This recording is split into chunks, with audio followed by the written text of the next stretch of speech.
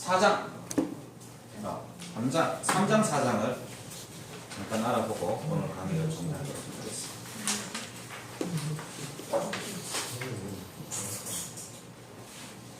요거는 다음에 프린트를 해드릴게요.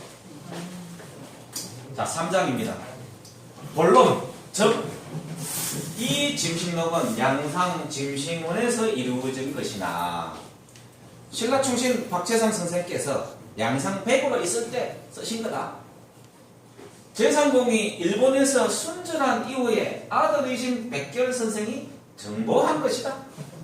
뒤에 검척지를 붙였다 그랬죠. 후대에 이르러 영예로 들어갈 때 가지고 감으로써 세상에 남게 된 것이다. 2조 세종 때 종가와 차가가 두 집이 명을 받들어 서울로 이주하고 서성이 됐다. 임금의 서성이 되었다. 세종대왕이 저 정신록에서 음신지에서 28자를 치본을 해서 글자를 만들었다고 분명히 증언을 하고 있죠. 그러나 단종성의의 날을 당하여 온 집안 전체가 검하로 들어갔으니 이는 곧 차가와 종가가 모두가 함께 됐다. 수양대군이 이 정신록을 뺏으려고 종가와 차가에 몰살을 시켰다 그랬죠. 그때 도망을 간 거다.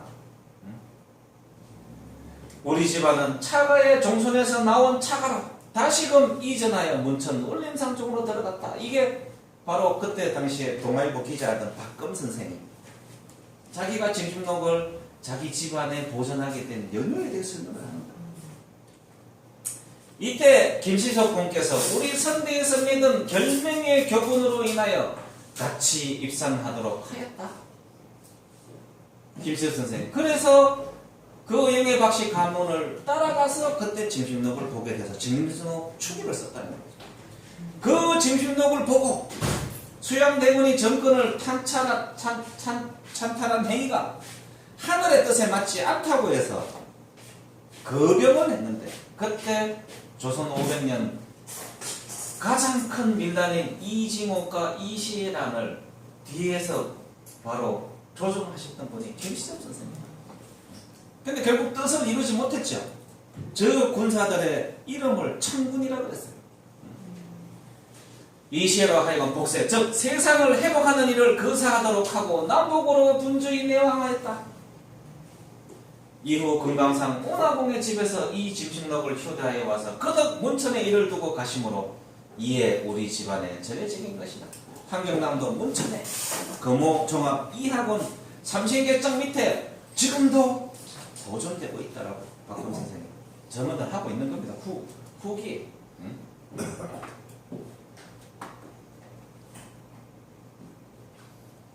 그러고 나서 이제 중요한 실마리가 여기 또 나옵니다. 비록 지금 원문은 내 손에 없다. 그래서 내가 복원을 했지만 하지만 다행히 전날에 번역한 기억에 의지하여 그 실마리를 이어서 기록하고 얻어낸 것이 여러 평이 되었다. 고로 이를 이름하여 짐승록 연이라 하고 원수리의 연구를 위한 기본으로 제공한다. 다만 원문을 해수하는 동안에는 정요, 즉 교정을 요함이라는 두 자를 엄밀히 붙여 요정징신록 연이라고 했다.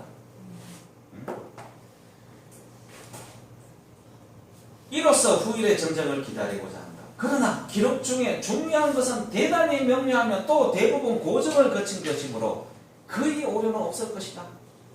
그런데 부도지 원문에 박검 선생께서 빠뜨린 원문을 제가 다 집어넣어서 지금 강의하고 있다고 설명을 드렸습니다. 비록 사소한 것들이라도 본뜻을 잃어버리지 않도록 주의하였다. 자, 보세요. 다만 그 문체와 구절의 순서는 반드시 원문과 부합되지 아니한 것이 많을 것이다. 그러나 이는 도저히 어찌할 도리가 없다.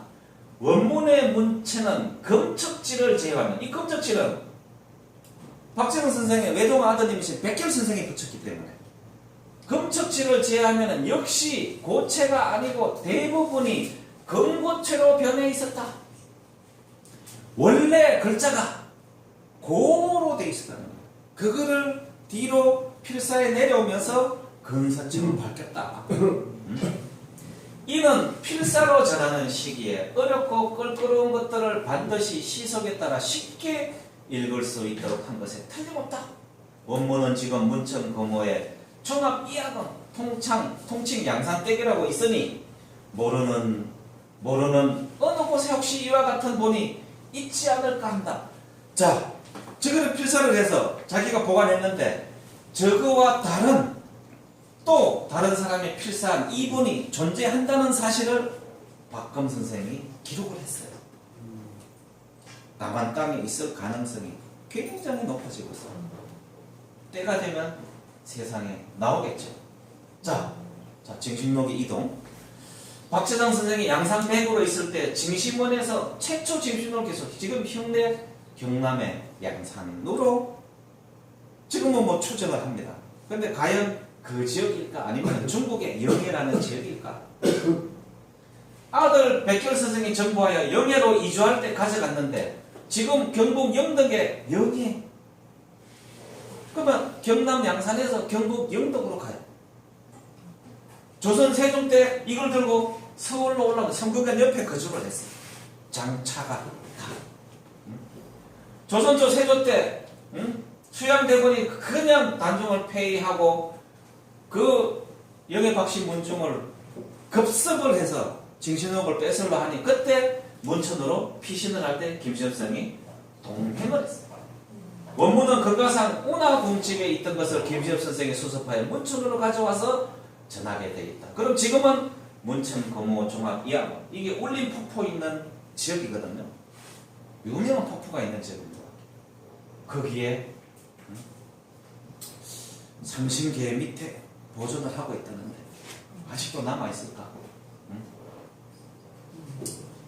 자 봐요. 줄기는 정확하고 검적지 이외에 검고체로 바뀌어 있다고 다른 본이 존재할 가능성에 대해서 설명하고 있고 도대체 고체로 되어 있는 이 원문은 어떤 글자로 되어 있을까?